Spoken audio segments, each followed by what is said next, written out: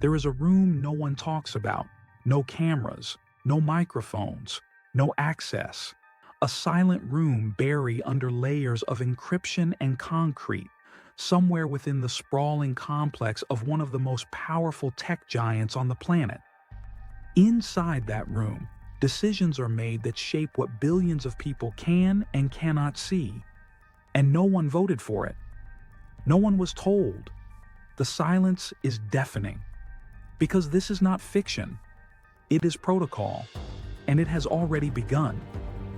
Most people believe they have access to the internet. They think they're free to search, explore, and learn whatever they want.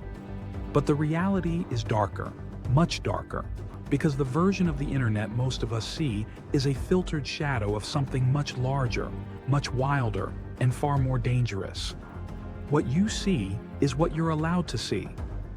And what you don't see is disappearing faster than anyone dares to admit. What you are offered is not the truth. It's a curated illusion, a mirror with cracks that never reflect what lies beyond the edges. Somewhere in the back end of Google's internal system, there's a list. It's not a list you can request. It's not a list you can find. It's a living, breathing blacklist built on quiet agreements with regimes that don't believe in free speech. Authoritarian governments send requests. Google complies, sometimes instantly. Entire websites disappear. Articles vanish mid-read. Videos are stripped from platforms in milliseconds, and no explanation follows. It's like they never existed, and sometimes that's the point. The silence surrounding these actions is not accidental. It is engineered, manufactured to be unnoticed. According to internal reports leaked by former employees, over 5 million pieces of content were erased without appeal or notice. Many of them not because they were dangerous, but because they were inconvenient. Some exposed corruption, others criticized powerful leaders. Some shared unapproved truths about war, medicine, or surveillance. But they all had one thing in common. They were removed quietly, efficiently, permanently.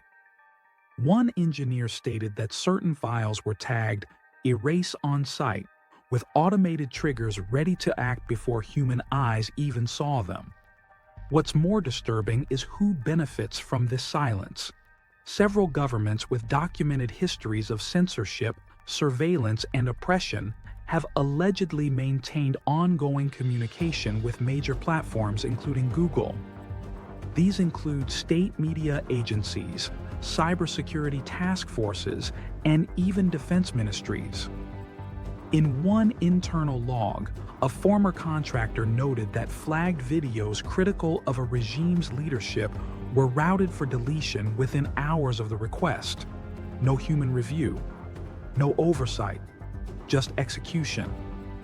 In some instances, takedown orders were preemptively applied based on known associations, not actual violations. Some claim these partnerships began under the guise of safety. The justification was to prevent extremism, to protect national security. But over time, the net widened. Soon, political dissent was labeled dangerous. Whistleblowers became threats. Journalists were flagged as risks. According to some insiders, certain IP ranges from independent media outlets were pre-tagged for suppression. Entire domains were deprioritized in search algorithms, effectively erasing them from public visibility. The result was a manipulated reality, hollowed out and polished to appear whole. A leaked internal memo describes something chilling, a protocol codenamed Nightglass. Supposedly, it allowed preemptive blacklisting of content before it was even published. It relied on pattern recognition, tone analysis, and metadata linked to known critics. The system predicted the threat before it appeared, then silently killed it. It was described as a predictive firewall against dissent. But the firewall wasn't built to protect the public. It was built to protect narratives. Critics argue that such a system turns the open internet into a controlled archive, a sanitized museum curated by invisible hands. But some go further. Some believe that Google isn't just reacting to pressure. They believe it's actively shaping political narratives.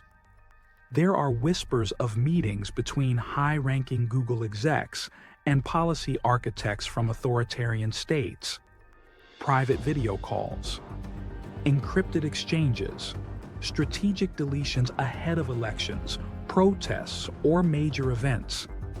Entire campaigns may be shifted by the content you never get to see. In some cases, the censorship wasn't even requested. It was offered, a gesture of goodwill to maintain access to lucrative markets. In exchange, the tech giant was granted tax breaks, exclusive partnerships, and permission to operate without restrictions. A bargain struck in silence and paid for in lost truth. Those agreements were sealed with handshakes hidden behind closed doors, far from the users they affect.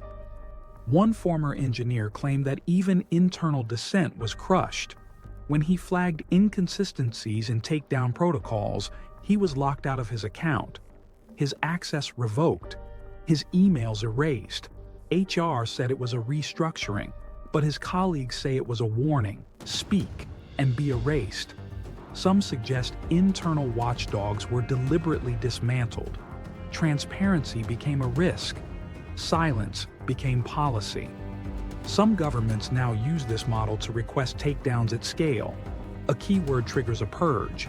Images of protests, reports of police brutality, testimonies from refugees, gone within hours. According to one NGO, entire histories of resistance have been digitally wiped from existence. Families searching for justice discover blank pages, broken links, silence. Even memorials have vanished. Entire chapters of human struggle dissolved into code. And the system keeps learning. Machine learning models feed on deleted content to improve prediction accuracy. The more it censors, the better it gets. It adapts to euphemisms, memes, even subtle sarcasm. In time, it won't just silence dissent.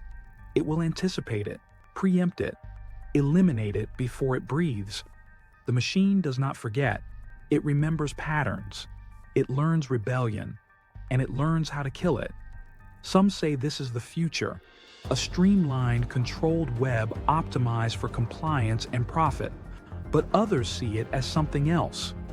A digital iron curtain, invisible, unstoppable, undeniable. And at its center is not a government, but a corporation, a private entity with no electorate, no term limits, no opposition. And yet, it holds the power to silence continents. What makes this harder to expose is how seamlessly it operates.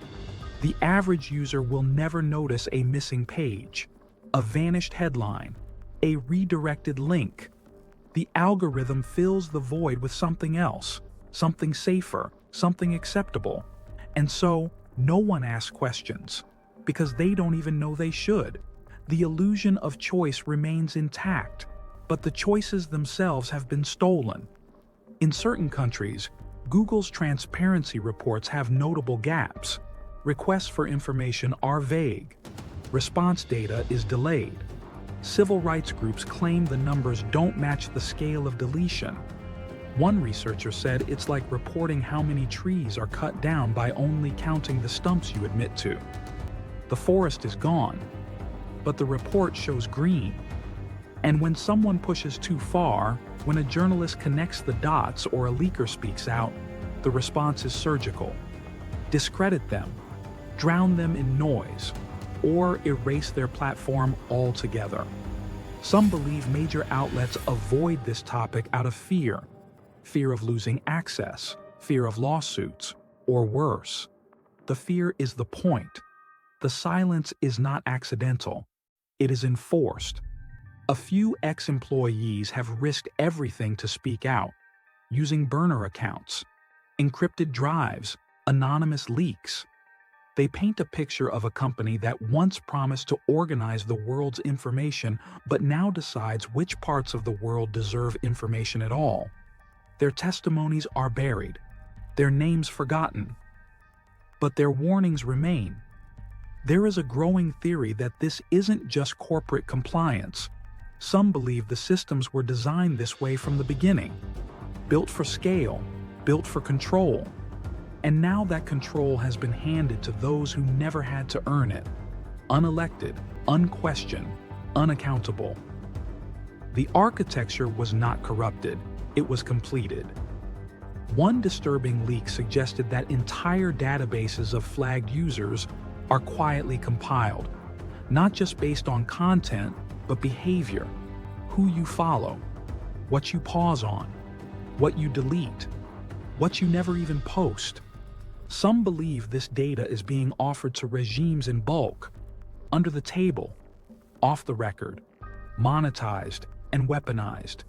Your curiosity is now a data set, your silence a signal. And yet the interface remains friendly, the colors soft, the logo cheerful. Search what you want, unless what you want is truth. Then you may be looking in the wrong place. Or worse, you might vanish from search entirely. Truth is not forbidden. It's simply removed. Quietly, permanently. There is no vote, no appeal, no oversight. One switch and an entire story is gone. Not because it's false, but because it's unwanted. And behind every removed post is a decision made in silence. A decision that no one is supposed to know was made at all. This is not deletion, it is erasure. This is not moderation, it is manipulation. How many truths have been erased while we scrolled in comfort? How many voices lost while we argued over headlines that were meant to distract? The question now is not whether censorship exists. The question is, how much of your reality has already been rewritten?